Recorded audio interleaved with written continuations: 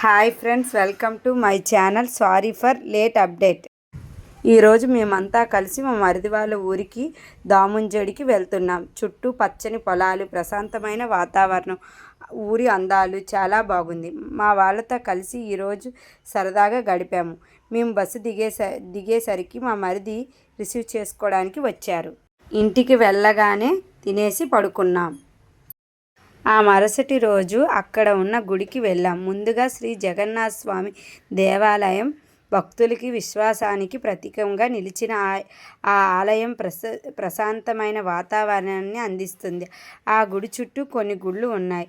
గుడి లోపల ఒకవైపు కృష్ణావతారం కోసం స్టోరీ ఉంది, మరోవైపు రామాయణం స్టోరీ కూడా ఉంది. గుడి లోపల విష్ణుమూర్తి అవతారాలు కూడా ఉన్నాయి.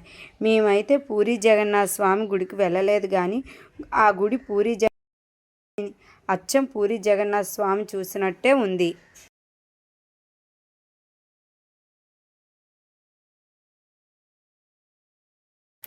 కొండ దిగి టౌన్షిప్కి ఎంటర్ అయ్యాం.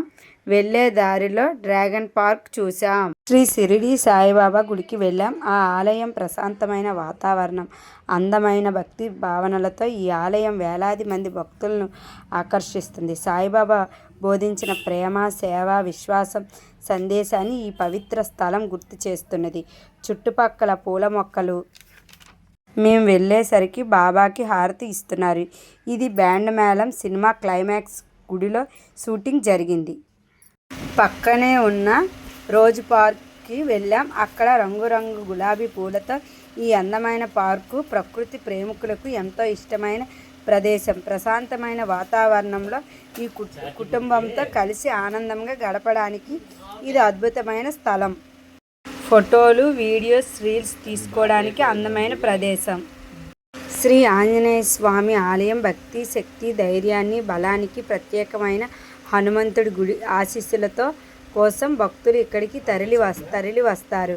ప్రశాంతమైన వాతావరణం, ఆధ్యాత్మిక అనుభూతితో ఈ ఆలయం ప్రత్యేకమైనది. మన భారతదేశంలో రెండో అతిపెద్ద స్థానంలో ఉంది ఈ అభయ ఆంజనేయ స్వామి గుడి. ఈ ఆంజనేయ స్వామి గుడిలో చిన్న కోనేరు ఉంది. ఆ కోనేరులో చిన్న చిన్న చేపలు, తాబేళ్లు ఉన్నాయి.